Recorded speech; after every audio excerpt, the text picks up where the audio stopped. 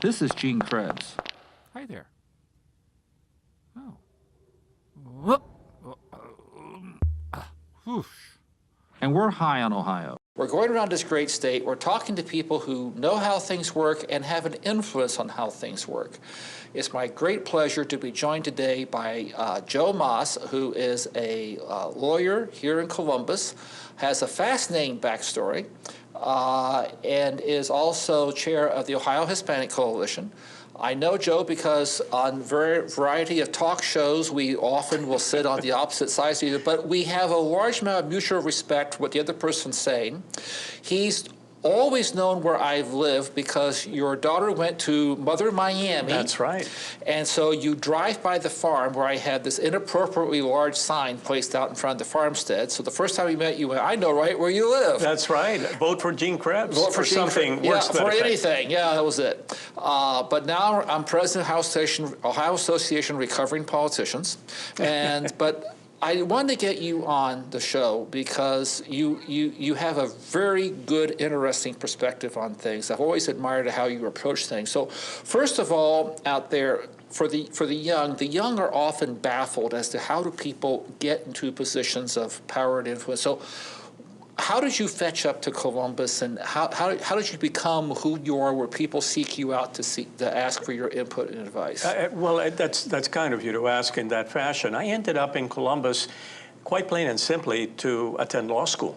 Okay. I had, after graduating college, and it took me a while. I put myself through college, went to school at night. I applied to a number of law schools. Where'd you go to bachelor's school? Rollins College in Winter Park, Florida. Okay. And after that, I was accepted at Capital University and at University of Pennsylvania, and I chose to attend law school here at Capital. Okay, all right. And you are very active in the Hispanic community, and I'd say helping, should I say, facilitate and integrating the emerging Hispanic community into Central Ohio, Yes. and into America. Tell us a little bit about that. Well, and the interesting thing is that when I came to Columbus in 1976, at around that time, the Hispanic community in Columbus was identified as maybe 10 to 12,000 people who self-identified as Hispanic.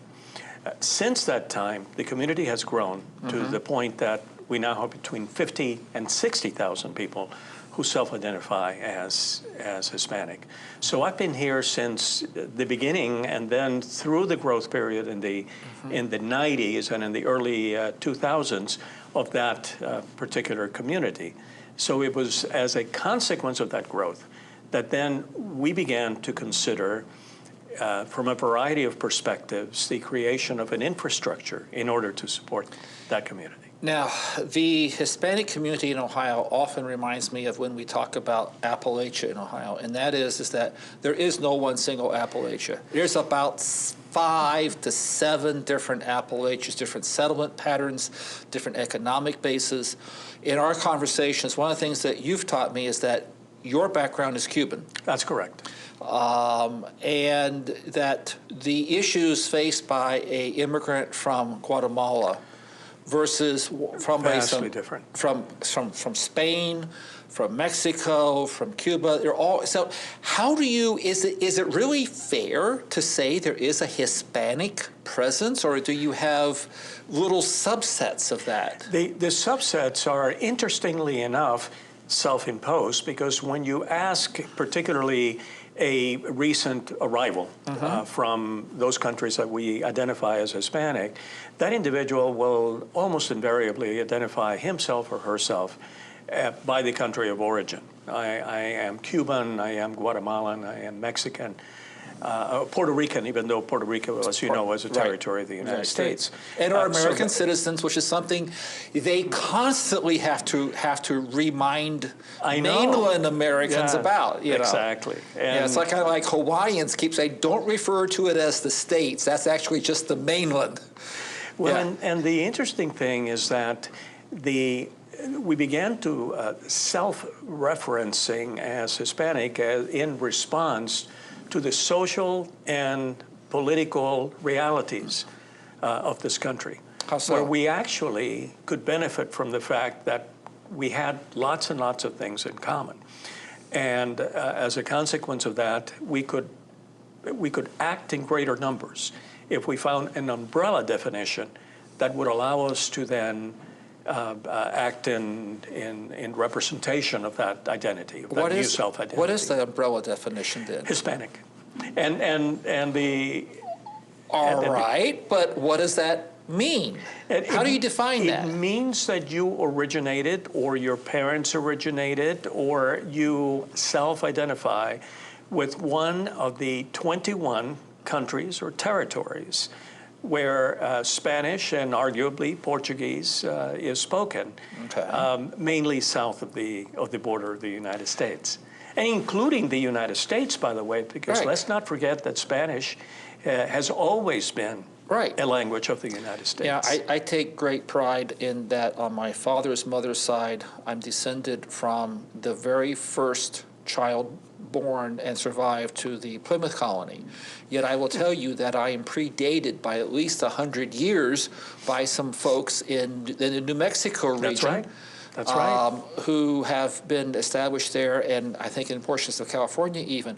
So, you know. And St. Augustine, Florida. And St. Augustine, Florida. Pensacola, Florida. And so there's this long, rich history. But so I'm a little bit baffled. Maybe my analogy, maybe you're even more fractured than the Appalachian designation then, is because, I mean, you can't even say a common language because Portuguese and Spanish. No, that's. And in talking to many Hispanics, there are profound cultural differences between obviously a Spaniard and someone from Guatemala, but also language differences, dialectual.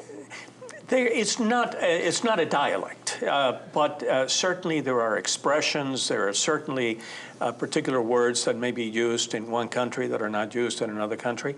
That is more or less a curiosity because we are bound by the arts, and there always has been a transfusion of cultural expression among the various countries in Latin America anyway.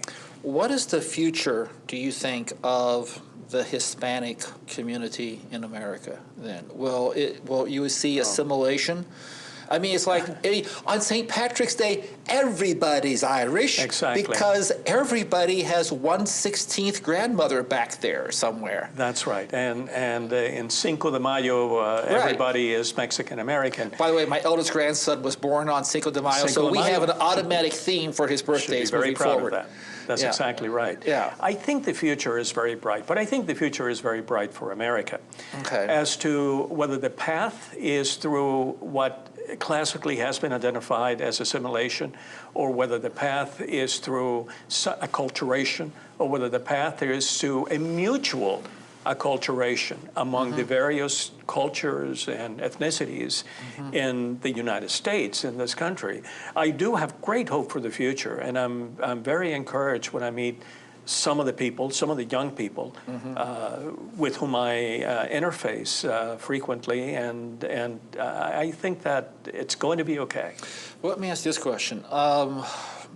George Will has astutely noted that some folks are clamoring for all the illegal immigrants, mostly coming from Mexico and Point South, to be removed. As he's pointed out, though, that would require a single line of buses all the way from San Diego to Spokane, Washington. Well, there are... it's 11 million. It's just impossible. So, but why is it, and if I listen to talk shows on AM radio or watch certain cable shows, there's a fair amount of anger out there towards the Hispanic community and the Hispanic presence and immigration and stuff like that. What's prompting that at this time in our lives, do you think?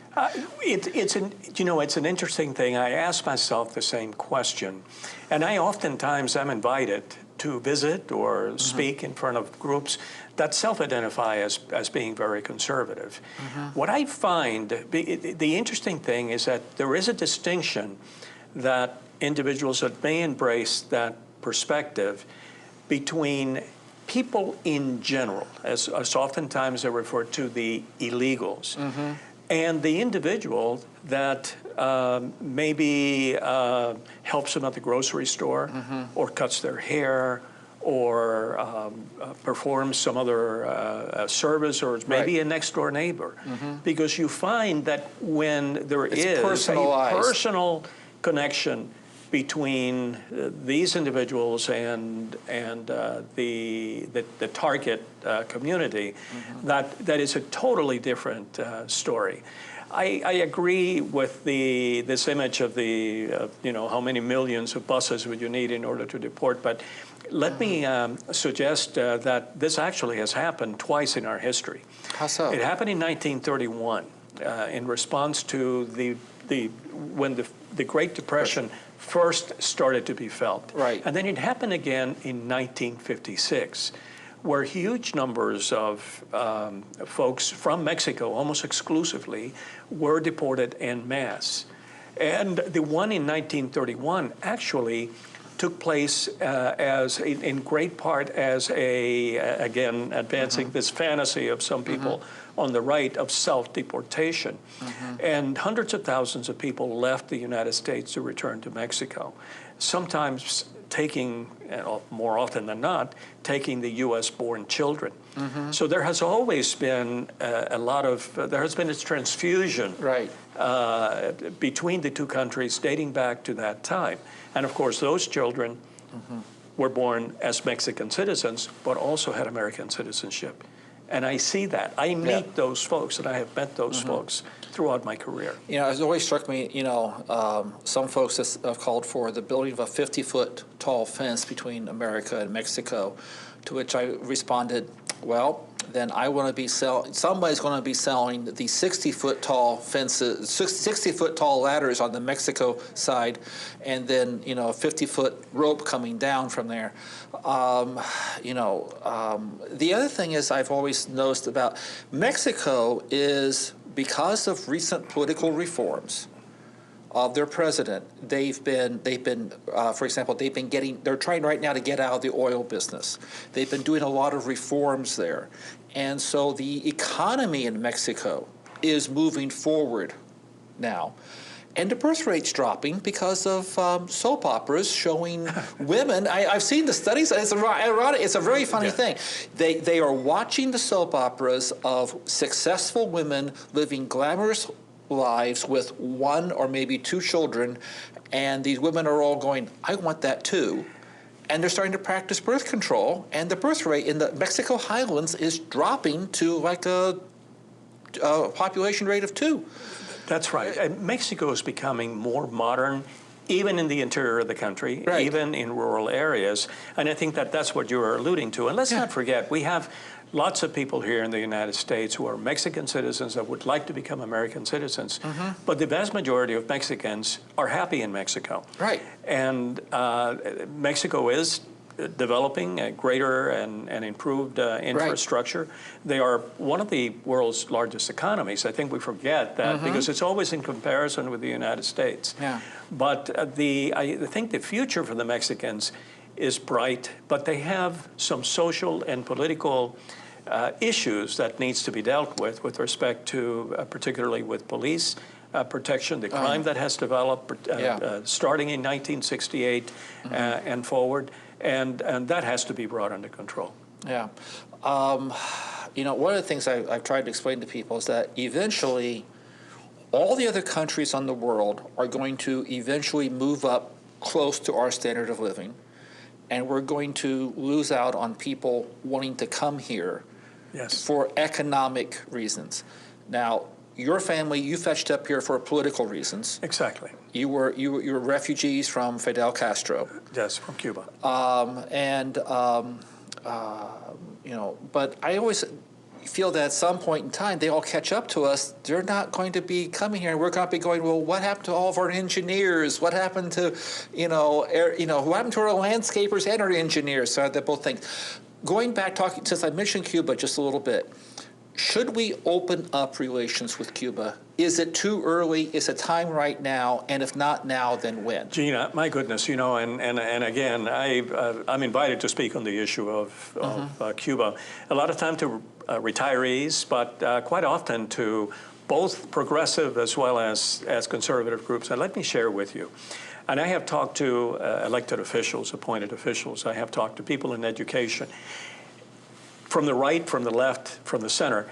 Not once, not once, at least in the past 25 years, has somebody said, you know, Joe, it's really great that we have this embargo against Cuba. I hope that it never ends. Not once, if anything, regardless of political views and affiliation. What they mention is, you know, I really like to go visit Cuba before McDonald's comes in, quote unquote. I think that the fascination, there's great fascination with Cuban culture. There's great fascination with the history and certainly the Cuban experience. But I have never met anyone who has said, let's continue this embargo. So what's the future of American-Cuban relations, do you think? There has to be, I predicted this actually in my last visit to Cuba. I met with some scholars there. You went to Cuba? I've been to Cuba 3 times. Did you ever look over your shoulder and There has never been any. The first time that I went, I wondered how I would be received, and that was quickly answered in a conversation. They called a Cuban officer who was in charge of the immigration and customs at the airport where I landed, and the supervisor came in, very handsome, tall Cuban, about 10 years younger than I, and the words out of his mouth were, "What took you so long to come home?" I knew from that moment forward that there would be no problem, and of the many Americans that have traveled there, some right here from Columbus, they've had a similar experience. Do we have to wait till the Castro boys die? We have to wait until, and that's what I shared with them last year. I think there has to be an event of some sort. Okay. I think something needs to happen, perhaps accidentally, perhaps not accidentally, that would bring the issue to the forefront, that would make it a hot topic. And I think if something were to happen, would it be the death of Fidel Castro? Would it be Raul's the death of Raul Castro? Would it be something? Mutual cooperation as a consequence of a natural disaster? Who knows what? But I think that would bring it to the forefront. You know, the death of Fidel or Raul Castro reminds me of something that the Romans used to talk about, which was the biological solution. They'd have problems with a foreign power, and they knew that as a republic, they were ongoing. Yes. And they just have to, sometimes they just wait for what they called the biological solution in Latin, whatever that was. And then when that person died, then things could change. So I've always somewhat thought that whenever Cuba becomes open, it will just immediately get swamped by Americans seeking warmer climates and an easy 90-minute commute back to Miami for any health reasons or anything like that. It become the new retirement mecca. That's right. And I was old enough when I left that I remember how close the United States and Cuba was once upon a time, and how easy it was to go back and forth. Yeah. So tell us a myth that everybody believes is true, but you can go ahead and blow up for us here today. The myth regarding the Hispanic Latino community. Any myth you want. Is horseback riding, because I know you're an accomplished equestrian too. I was once upon a time. But since you brought up the conservative mythology concerning the immigrants, and certainly majority being Hispanic immigrants, and that is the criminal involvement. There are a lot of allegations concerning the contribution to our crime rates and so on. The studies that I have read and that I've had access to, including, by the way, a wonderful series that the Columbus Dispatch did about 4 years ago, suggests that criminal participation in the Hispanic immigrant community is limited to 4%. And if you, and by the way, that's 4% of people that might come into contact with the authorities as a consequence of a traffic ticket or anything else. And I would compare that rate with anybody, anywhere. Okay. It's a law-abiding community, is a community, and a sister mythology to that is that somehow immigrants, particularly undocumented immigrants, are getting any kind of assistance, any kind of public assistance, or any type of, and that is absolutely not true. And as a consequence of that, they are extraordinarily self-sufficient. They're entrepreneurs. In the past almost 20 years, when the community began to grow here in Columbus, at the beginning in 1997, we had one small grocery store in the east side of Columbus. Today we have 45. Okay. And that's, I've lost count of how many restaurants and other types of businesses that have been started by the immigrant community here in Columbus, and it's something that, in my opinion, has helped to save the economy here in Central Ohio. Let me push a little bit back on something. You mentioned the conservatives being anti-undocumented immigration. Yeah, I'll tell you that whenever immigration reform looks like it might be starting getting some bipartisan support in Congress, one of the groups that almost invariably puts out a big thumb and squashes it down is organized labor. They used to. As of 2 years ago, they did. You know, and I respect. I don't think anybody knows this kind of stuff more than Gene Krebs. Oh, trust me, a lot of people do. In my opinion, and not in my opinion, I think that the response that they gave, the support that they gave in this last go-around has been positive. Okay. But I understand, and the reason, but let me address that head on. I don't think there's any question that some in labor, as a matter of fact, some in other minority communities, also have not necessarily been supportive of immigration reform throughout history in the last 10 years, in the last 12 years, because then there is increased competition and the drive to hold salaries and wages down, and that's contrary to the position of labor in many instances. But that has not been the case in the past couple of years. In the past couple of years, maybe even in the past 4 to 6 years. Okay, all right. Is there anything you'd like to add? Absolutely. Please, go ahead. I am hopeful for America. I'm hopeful for the community with which I have the closest tie, being we're talking about the Hispanic community, and I think and the young people.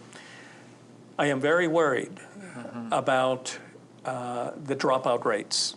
I'm particularly worried about the high school dropout rates in minority communities, which for those that happen to not stay in school and drop out,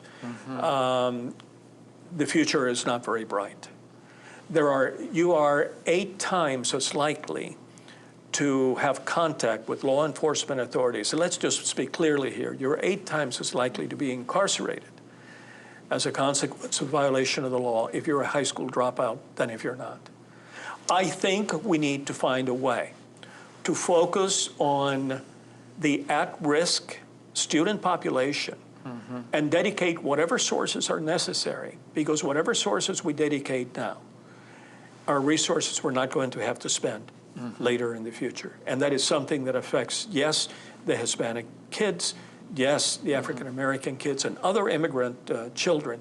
And I think that we need to take a look at that. So you're encouraging us to take a cost-benefit analysis look at, setting aside the humanity argument for a moment. Setting that aside. Looking at just from a return on investment structure. Here's one of the things I'll tell you. When I fetched up in the General Assembly 20 years ago, I thought that's how we made all of our policy decisions. Right. I thought it was a large debate society where we sat down with the best white papers and we'd look at the graphs and the charts and everything. And what I found, much to my horror, is that very little public policy, this is why I'm involved in the think tank world now, is that very little public policy out there is actually informed. I'd say 80% of it.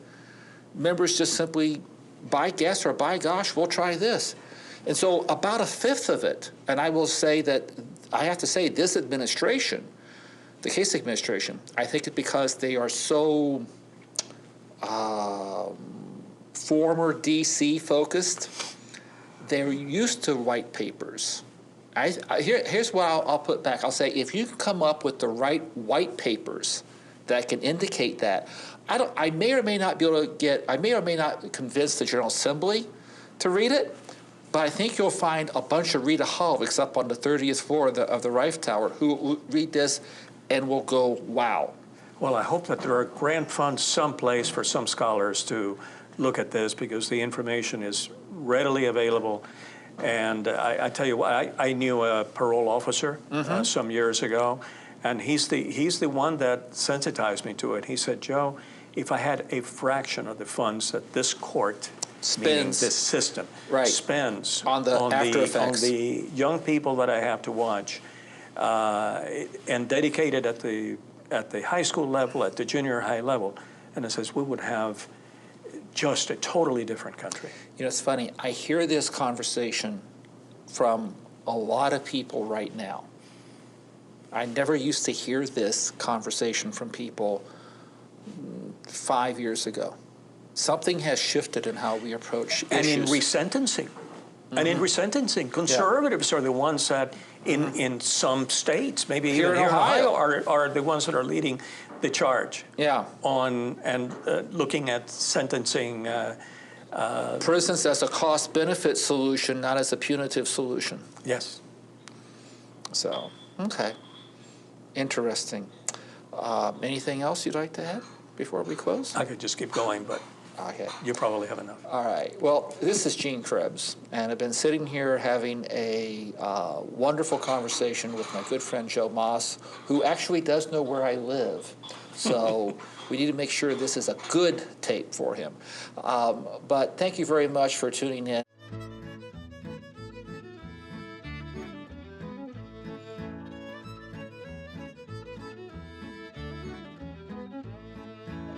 For more about the Center for Community Solutions or their publications, please visit www.communitysolutions.com.